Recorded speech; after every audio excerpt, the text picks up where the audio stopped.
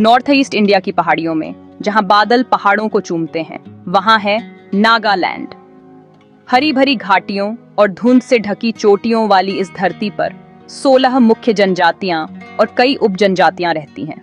हर समूह के अपने रिवाज और परंपराएं हैं, जो सांस्कृतिक विविधता की एक खूबसूरत तस्वीर बनाते हैं। नागा लोग अपनी आजादी, प्रकृति से अपने गहरे संबंध और अपने योद्धा भावना के लिए जाने जाते हैं।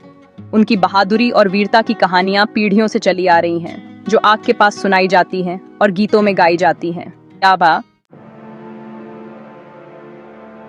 नागा लोग हमेशा से ही बहादुरी को बहुत महत्व देते हैं। बचपन से ही बच्चों को उनके पूर्वजों की वीरता की कहानियां सुनाई जाती हैं। ऐसी ही एक कहानी है महान योद्धा खोतू की। अपनी अविश्वसनीय ताकत और रणनीतिक चातुर्य के लिए जाने जाने वाले खोतू ने अपने कबीले को एक बहुत बड़ी हमलावर सेना के खिलाफ जीत दिलाई। खोतू की कहानी कई अन्य लोगों की तरह नागा योद्धाओं की चतुराई और रणनीतिक सोच को उजागर करती है। नागालैंड का सांस्कृतिक परिदृश्य उसके इलाके जितना ही विविध है। 16 मुख्य जनजातियों में से प्रत्येक, जिनमें अंगामी, आओ, कोन्याक और सेमा शामिल हैं, की अपनी अलग भाषा, रीति रिवाज और परंपराएं हैं। उदाहरण के लिए, कोन्याक जनजाति कभी अपने शिकार की परंपरा के लिए जानी जाती थी। अंगामी जनजाति, जो अपनी सीढ़ीदार खेती के लिए जानी जाती है, कि अपने गांवों के प्रवेश द्वार पर किघवे नामक विशाल लकड़ी के द्वार बनाने की अनूठी परंपरा है। रंगीन शॉल के लिए प्रसिद्ध आओ जनजाति मोआत्सु त्योहार को बड़े उत्साह के साथ मनाती है। मानिए तानिए।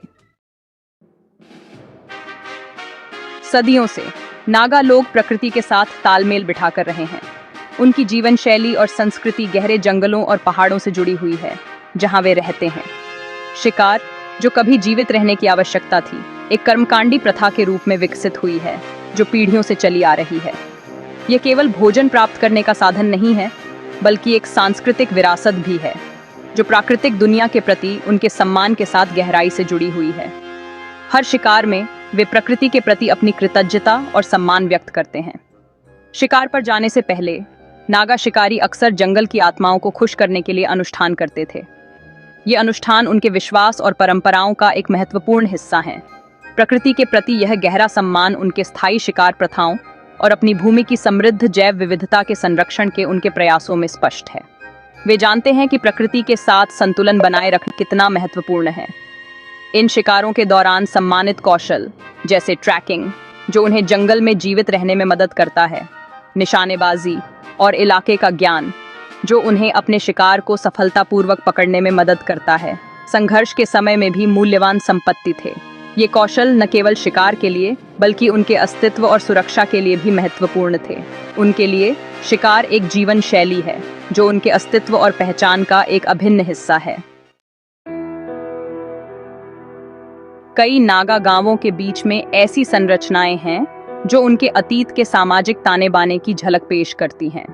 ये संरचनाएं न केवल वास्तुकला का एक उदाहरण हैं, बल्कि वे नागा संस्कृति और परंपराओं की गहरी जड़ों को भी दर्शाती हैं। ये मोरंग हैं, पारंपरिक सामुदायिक घर, जो कभी युवा पुरुषों के लिए शयन गृह और अपने कबीले के तरीकों को सीखने के केंद्र के रूप में काम करते थे। मोरंग की दीवारों पर की गई नक्काशी और सजावट उनके सांस्कृतिक धरोहर की कहानियों को बयां करती हैं। मोरंग के भीतर युवा लड़के वयस्कता में परिवर्तित हो गए, शिकार, लड़ाई और क्राफ्टिंग जैसे आवश्यक कौशल सीखे। ये कौशल न केवल उनके जीवन यापन के लिए महत्वपूर्ण थे, बल्कि उनके सामाजिक और सांस्कृतिक पहचान का भी हिस्सा थे। कबीले के बुजुर्ग यहाँ इकट्ठा होते थे, अपने ज्ञान और अनुभव को युवा पीढ़ी के साथ साझा करते थे। बुजुर्गों की कहानियां और शिक्षाएं युवा लड़कों के लिए मार्गदर्शक का काम करती थी, जिससे वे अपने कबीले के इतिहास और परंपराओं को समझ पाते थे। आज, जबकि मोरंग अब उसी कार्य को नहीं निभा सकते हैं, वे नागा विरासत के शक्तिशाली प्रतीक बने हुए हैं। आधुनिक समय में मोरंग को सांस्कृतिक धरोहर के रूप में संरक्षित किया गया है, जो नागा लोगों की गौरवशाली परंपराओं और इतिहास की याद दिलाते हैं। हर दिसंबर में नागालैंड की हवा हॉर्नबिल महोत्सव की ऊर्जा के साथ कंपन करती है। किस्मा गांव में आयोजित यह 10 दिवसीय उत्सव नागालैंड की सभी जनजातियों को उनकी अनूठी संस्कृतियों के जीवंत उत्सव में एक साथ लाता है।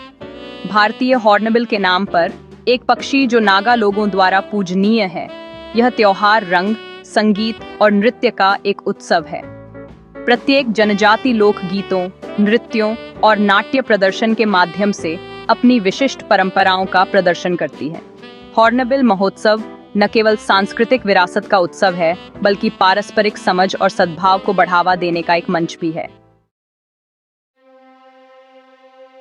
नागा पहाड़ियों के बीच से एक युवती उभरी, जिसने अपने साहस और दृढ़ संकल्प से इतिहास के पन्नों में अपना नाम दर्ज कराया, जिसे रानी गाइदिन्ल्यू के नाम से जाना जाने लगा और जो नागा लोगों के लिए एक प्रेरणा स्रोत बन गई, जो साहस, प्रतिरोध और नागा लोगों की अटूट भावना का प्रतीक थी। उनकी कहानी नागा संस्कृति और परंपराओं की गहराई को दर्शाती है। 1915 में नुंगकाओ गांव में जन्मी गाइदिन्ल्यू ने अपने बचपन से ही अद्वितीय नेतृत्व गुण दिखाए। गाइदिन्ल्यू के जीवन ने एक असाधारण मोड़ ले लिया जब वह 14 साल की उम्र में हेराका आंदोलन में शामिल हो गईं। यह आंदोलन नागा लोगों की स्वतंत्रता और पहचान के लिए एक महत्वपूर्ण मोड़ था। जब वह 14 साल की उम्र में हेराका आंदोलन में शामिल हो गईं, इस आंदोलन ने न केवल नागा लोगों को एकजुट किया, बल्कि उन्हें अपनी सांस्कृतिक धरोहर को पुनर्जीवित करने का भी अवसर दिया। उनके चचेरे भाई हेपाओ जादोनंग के नेतृत्व में हेराका आंदोलन ने पारंपरिक नागा जीवन शैली को पुनर्जीवित करने और ब्रिटिश शासन का विरोध करने की मांग की। जादोनंग ने नागा लोगों को एकजुट करने का प्रयास किया और उन्हें अपने अधिकारों के लिए लड़ने के लिए प्रेरित किया। ब्रिटिश सरकार द्वारा जादोनंग को फांसी दिए जाने के बाद गाइदिन्ल्यू ने नेतृत्व की बागडोर संभाली। उन्होंने अपने चचेरे भाई के सपनों को साकार करने का संकल्प लिया। गाइदिन्ल्यू ने नेतृत्व की बागडोर संभाली। उनकी बहादुरी और करिश्मे ने उन्हें एक दुर्जय नेता बना दिया, जो अपने लोगों के लिए किसी भी चुनौती का सामना करने के लिए तैयार थी। उनकी बहादुरी और करिश्मे ने उन्हें एक दुर्जय नेता बना दिया, जिससे ब्रिटिश अधिकारियों के दिलों में खौफ पैदा हो गया। गाइदिन्ल्यू ने अपने लोगों को संगठित किया और उन्हें स्वतंत्रता की लड़ाई के लिए प्रेरित किया, जिससे ब्रिटिश अधिकारियों के दिलों में खौफ पैदा हो गया। उनकी कहानी आज भी नागा लोगों के लिए प्रेरणा का स्रोत है और उनकी विरासत को हमेशा याद किया जाएगा। 1933 में 17 साल की उम्र में रानी गाइदिन्ल्यू को अंग्रेजों ने गिरफ्तार कर लिया और आजीवन कारावास की सजा सुनाई। 15 साल जेल में बिताने के बावजूद उनका हौसला नहीं टूटा। 1947 में भारत की स्वतंत्रता पर रानी गाइदिन्ल्यू को जेल से रिहा कर दिया गया। उन्होंने नागा लोगों के उत्थान के लिए अथक प्रयास करना जारी रखा, उनके अधिकारों की वकालत की और उनकी सांस्कृतिक विरासत को संरक्षित करने का प्रयास किया।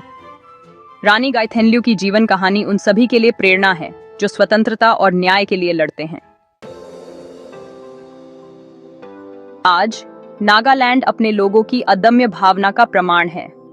कभी अपने उग्र योद्धाओं के लिए जानी जाने वाली यह भूमि अब शांति और सांस्कृतिक विविधता का प्रतीक है। नागा लोग अपनी मजबूत पहचान और अपनी विरासत के प्रति गहरे सम्मान के साथ अपने लिए एक नया रास्ता बना रहे हैं। वे शिक्षा, उद्यमिता और नवाचार को अपना रहे हैं, जबकि अपनी परंपराओं और अपनी भूमि से अपने जुड़ाव को कायम रखे हुए हैं। नागालैंड की कहानी लचीलापन, अनुकूलन और मानवीय भावना